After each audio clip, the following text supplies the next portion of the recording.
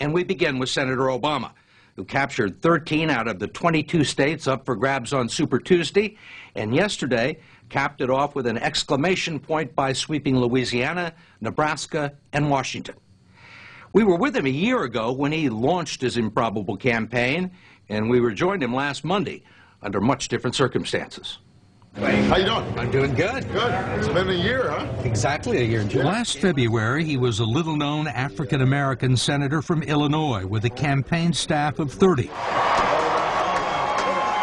His only accomplishments were 2 best-selling books and a stirring speech at the Democratic Convention 3 years earlier.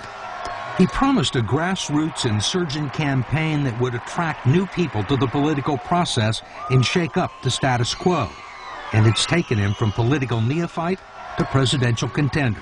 You'd like to consider yourself the underdog.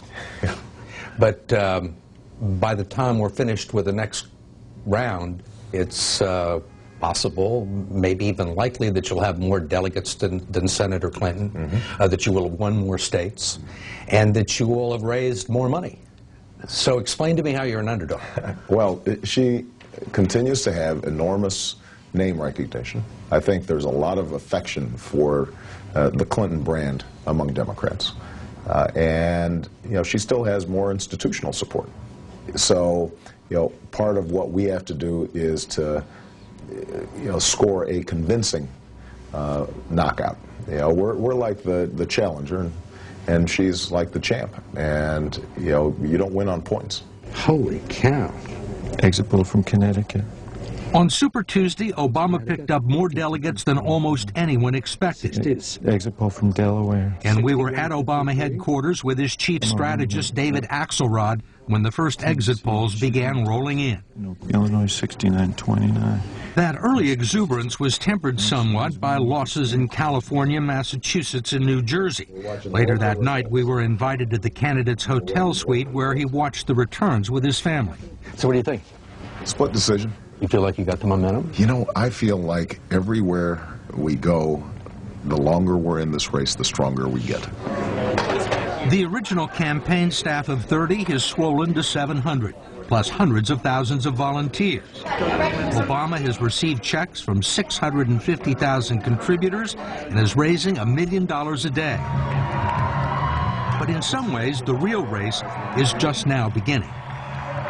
I mean, one of the problems that you have still is the question of experience. Right. You've done a lot of remarkable things in your life, but when you sit down and you look at the resume, there's no executive experience. And in fact, correct me if I'm wrong, the only thing that you've actually run was the Harvard Law Review. Well, I've run my Senate office, and I've run this campaign. You know, one of the interesting things about this experience argument is that it's often posed as just a function of longevity. You know, I've been here longer. Well, you know, there are a lot of companies that have been around longer than Google, but Google's performing. He's been helped by the media's lust for a good story and the electorate's hunger for change. What he lacks in executive experience, he's made up for with a grasp of the issues, an ability to read the public mood, and the gift of turning democratic boilerplate into political poetry. What began as a whisper in Springfield has swelled to a chorus of millions calling for change. It's a chorus that cannot be ignored, a chorus that cannot be deterred. This time can be different because this campaign for the presidency of the United States of America is different.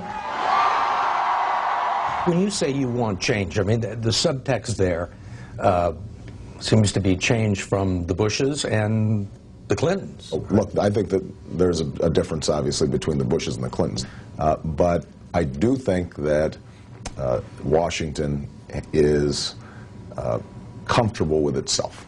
And I think the Clintons are part of that status quo that has to change itself. What's the biggest difference between you and Senator Clinton, do you think? I think Senator Clinton is smart and can be an effective advocate.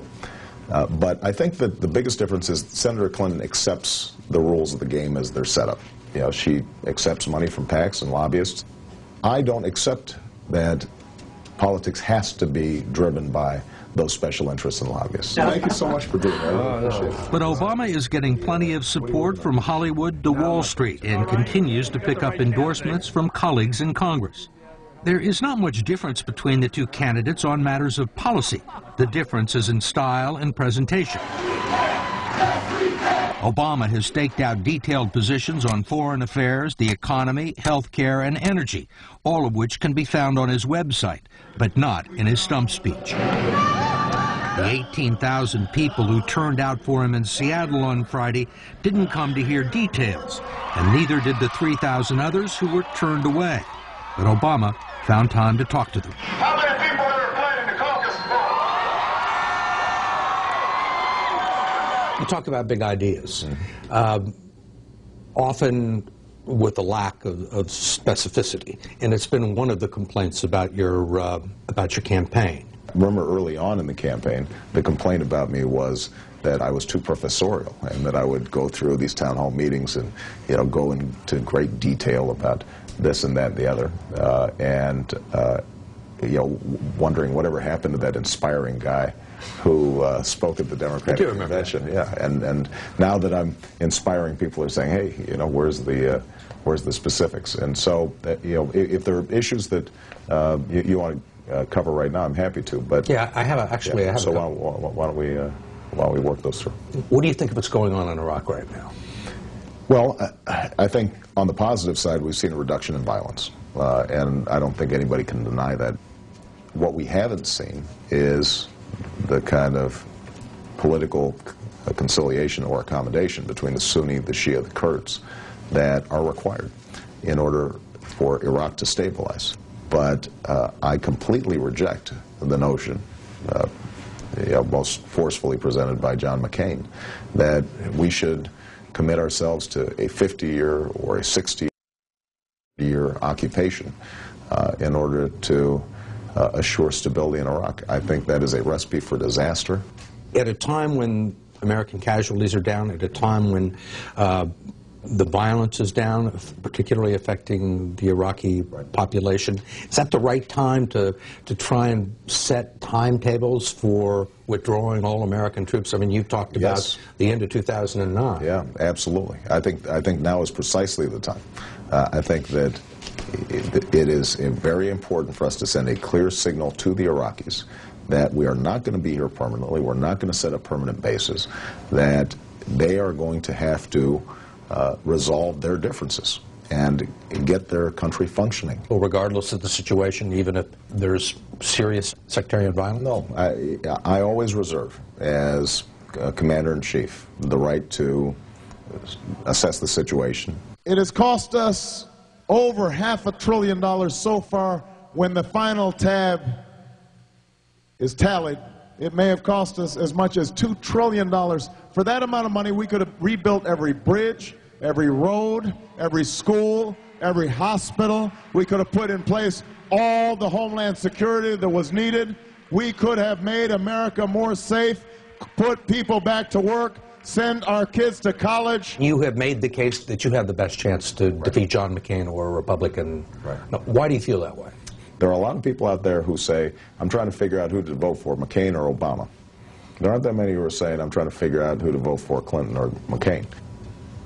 And you believe that Senator Clinton would galvanize the Republican base against her? That's not my belief. I think the polls consistently show that. I mean, she's got problems with independents, and she's got problems with even moderate Republicans. Now, Republicans are going to come after me, and I think the argument that she often makes is, oh, the guy's untested, he hasn't been in the ballot. You can't stand up to it. He won't be able to stand up to this withering scrutiny. And one of the things I try to point out is, going up against the Clinton machine is no cakewalk. Right? They're pretty serious about winning as well. There's no doubt that there will be attempts on the part of the Republican Party to demonize me in a general election. But it's a lot harder to pull off. I don't start off with 47% of the country thinking they're not going to vote for me. Mm-hmm. There's been nastiness already. Mm-hmm. There probably going to be more nastiness. Mm-hmm. Is there a point at which you go to the closet and pull out Clinton skeletons? No. No. No? No. We don't play that. Yeah. I mean, one of the rules that I laid down very early in this campaign was that we will be fierce competitors, but we will have some ground rules.